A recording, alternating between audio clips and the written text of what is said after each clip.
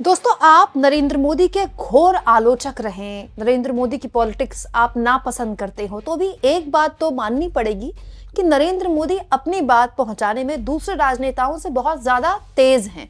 वो ज्यादा आसानी से अपनी बात अपने लोगों तक पहुंचा देते हैं, जो उनका वोटर है या फिर आप उनका कट्टर समर्थक है। लेकिन वक्त के साथ साथ ऐसा लगता है दोस्तों कि नरेंद्र मोदी की वो कला भी हल्की पड़ रही है, धीमी पड़ रही है, क्योंकि मोदी जो करते अब दिखाई दे रहे हैं और जो करते उनको दिखाई देना चाहिए, उनमें बहुत फर्क है दोस्तों। हमारे देश में पिछले 10 सालों में घोर सांप्रदायिक राजनीति हुई। इतनी राजनीति सांप्रदायिक हो गई हमारे देश की, खुलेआम हिंदू मुसलमान पॉलिटिक्स, कि वोटर ने अपने मुद्दे खुद अपने सामने गौड़ कर दिए। हर चुनाव में, दिल्ली चुनाव को अगर आप छोड़े, हर चुनाव में सीधे सीधे हिंदू मुसलमान होता है, वोटर उसी पर वोट कर देता है। और अब महंगाई के मुद्दे पर, बेरोजगारी के मुद्दे पर ना वोट पड़ते हैं, ना चुनाव जीते जाते हैं, ना चुनाव हारे जाते हैं। ये मोदी का राजनीतिक कौशल था। लेकिन ऐसा लगता है कि प्रधानमंत्री नरेंद्र मोदी सिलेबस बदलने के बाद भी सेम पैटर्न पर ही चल रहे हैं। ये मैं नहीं कह रही हूं, ये उनकी तस्वीरें कह रही हैं। देखिए तस्वीरें आप, प्रधानमंत्री मोदी ने अपनी तस्वीरें शेयर की हैं। दोस्तों, मोदी गुजरात दौरे पर हैं। दोस्तों, गुजरात दौरे पर सबसे पहले सोमनाथ मंदिर जाकर उन्होंने भगवान के दर्शन किए, और ये वीडियो उन्होंने खुद सोशल मीडिया में शेयर किया कि जब महाकुंभ का समापन हुआ तो उन्होंने तय किया था कि वो सोमनाथ मंदिर जाएंगे। इसके अलावा दोस्तों, प्रधानमंत्री मोदी गुजरात के ही गिर नेशनल पार्क गए, यहाँ उन्होंने सफारी की। मोदी जी सफारी करते हैं तो एक पूरा खास तरह का परिधान पहनते हैं ना, कैप पहनते हैं और वो सफारी वाले पूरे कपड़े वगैरह पहनते हैं। मोदी जी अटायर का बहुत ध्यान रखते हैं। मंदिर जा रहे हैं तो कुर्ता पैजामा और उसमें पूरा ट्रेडिशनल लुक होता है, सफारी में जा रहे हैं तो सफारी वाला लुक होता है। ये मोदी का स्टाइल है और मोदी को इस स्टाइल को पसंद किया है लोगों ने। लेकिन प्रधानमंत्री मोदी ये भूल गए हैं कि जिस दौर में देश के प्रधानमंत्री टाइगर रिजर्व में घूम रहे हैं, जिस दौर में प्रधानमंत्री देश के मंदिरों में चक्कर लगा रहे हैं, उस दौर में एक्चुअली में उनको ये करता देख भारत का जो आम मानस है, आम जनता है, उसको अच्छा नहीं लग रहा होगा। इनफैक्ट मोदी जी का जो कोर वोटर है ना, उसको भी अच्छा नहीं लग रहा होगा। प्रधानमंत्री मोदी वैसे तो अपने आप को हर मामले का एक्सपर्ट बताते हैं, इसीलिए वो चुनाव से पहले शेयर मार्केट के एक्सपर्ट बन गए थे। और चुनाव प्रचार के दौरान उन्होंने एक भविष्यवाणी कर दी थी एक इंटरव्यू में कि जैसे ही वो जीतेंगे चुनाव, शेयर मार्केट के सारे रिकॉर्ड टूट जाएंगे। शेयर मार्केट के जो मापने के जितने भी पैरामीटर्स हैं वो सब ध्वस्त हो जाएंगे, ऐसा शेयर मार्केट उठेगा। रिकॉर्ड टूटा है दोस्तों गिरने का, 30 साल का रिकॉर्ड टूटा है। 90 लाख करोड़ से ज्यादा निवेशक का पैसा डूब चुका है।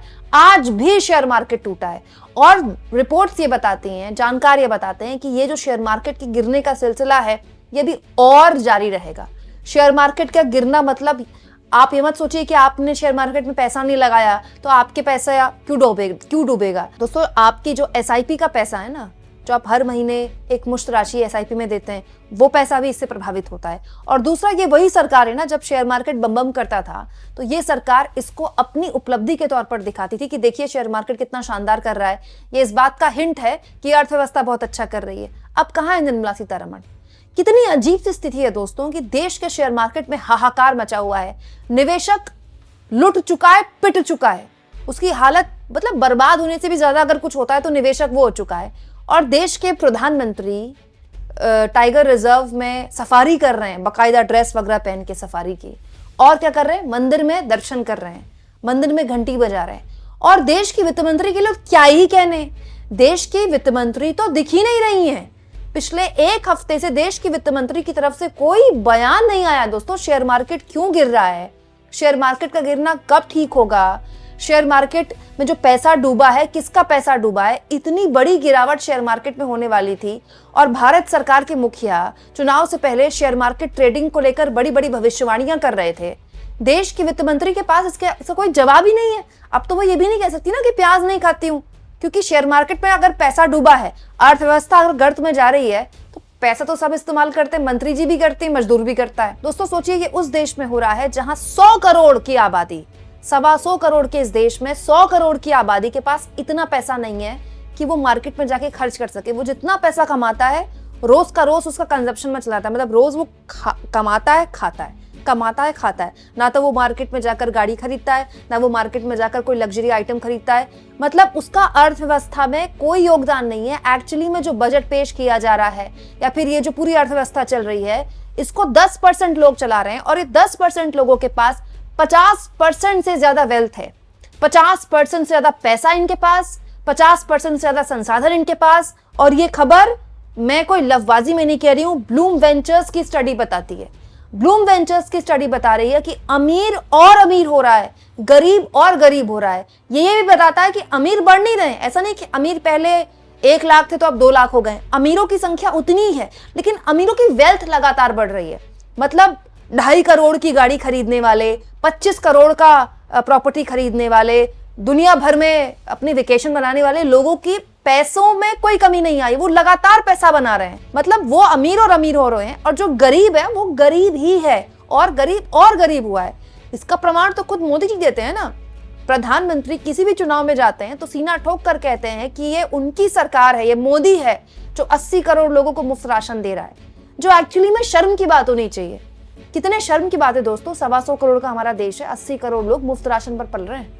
ये इस देश की, इस सरकार की, इस समाज की नाकामी है कि वो 80 करोड़ लोग इस लायक नहीं है कि वो खुद राशन कमा सके।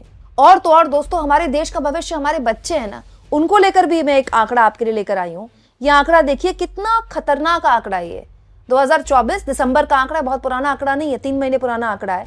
इसमें लिखा है कि 1.17 मिलियन बच्चे हमारे देश के आउट ऑफ स्कूल हैं, उनको स्कूल नसीब नहीं हो रहा है। और इसमें जो सबसे बड़ी आबादी है ना, जिन बच्चों को स्कूल नसीब नहीं हो रहा है, उसमें उत्तर प्रदेश नंबर 1 पर है। 7,84,228 बच्चे, यहाँ बच्चे स्कूल नहीं जा पा रहे हैं। अपनी मर्जी से कोई माँ बाप बच्चों को स्कूल ड्रॉप आउट नहीं करते या बच्चों को स्कूल नहीं भेजते। चाहे कितना भी गरीब हो, वो चाहता है कि बच्चे सरकारी स्कूल में तो पढ़ ले, बच्चा इतना तो पढ़ ले कि कम से कम कमाने खाने लायक हो जाए अपने। लेकिन वो आदमी तब अपने बच्चे को स्कूल भेजेगा ना जब उसको लगेगा कि वो इतना कमा ले रहा है। दोस्तों, जब गरीब आदमी बच्चा पैदा करता है तो इस सोच के साथ बच्चा पैदा करता है कि एक हाथ और मिल जाएगा कमाने के लिए। ये इस देश का स्याह सच है। और सोचिए, एक ऐसे वक्त में जब प्रधानमंत्री मोदी को बिल्कुल भी ऐसी तस्वीरें शोभा नहीं देती शेयर करनी, प्रधानमंत्री मोदी क्या कर रहे हैं? गिर के जंगलों में टाइगर सफारी कर रहे हैं। मतलब आप सोचिए, किसी का शेयर मार्केट में पैसा डूबा होगा और वो दिवालिया हो गया होगा, सड़क पे आ गया होगा, उसकी प्रॉपर्टी बिकने की नौबत आ गई होगी। वो मोदी की ऐसी सफारी वाली वीडियोस देखेगा, उसके दिल पे कैसी छुरियां चलेंगी, क्या लग रहा होगा उसको। इस हफ्ते के पहले दिन शेयर मार्केट त्राहिमाम करके खुला। उसी सोमवार नरेंद्र मोदी ने अपने सोशल मीडिया में ये तस्वीरें शेयर की, जिसमें वो बड़े आराम से शेर के साथ तस्वीर खिंचा रहे हैं। इधर शेर साहब बैठे हैं और इधर नरेंद्र मोदी गाड़ी पर फोटो खिंचा रहे हैं। इसके अलावा प्रधानमंत्री ने गिर में बिताया अपने वक्त की कुछ और तस्वीरें शेयर की और दिखाया कि कैसे गाड़ी पर खड़े होकर उन्होंने सफारी का मजा लिया। और तो और के अलावा शेरनी और उनके बच्चों के साथ प्यारी प्यारी फोटोज भी मोदी जी अपने सोशल मीडिया में शेयर कर रहे थे। दोस्तों, प्रधानमंत्री मोदी ने अपनी पिछले 10 सालों में एक छवि बनाई है। आप देखिए, खास तौर पर लोकसभा चुनाव से पहले करीब 2-2.5 साल पहले तो मोदी लगातार मंदिरों में जा रहे थे, मंदिरों में दर्शन कर रहे थे। वो भगवा वस्त्र पहनते थे, वो रुद्राक्ष की माला पहनते थे, वो यहाँ पर तिलक लगाते थे। पूरा प्रधानमंत्री मोदी की जो वेशभूषा थी, इनफैक्ट आपको याद होगा आखिरी जब चुनाव का मतदान था, आखिरी जब चरण चल रहा था, मोदी कन्याकुमारी चले गए और पूरा भगवा वस्त्र धारण करके मेडिटेशन वगैरह करने लगे 20-25 कैमरों के बीच।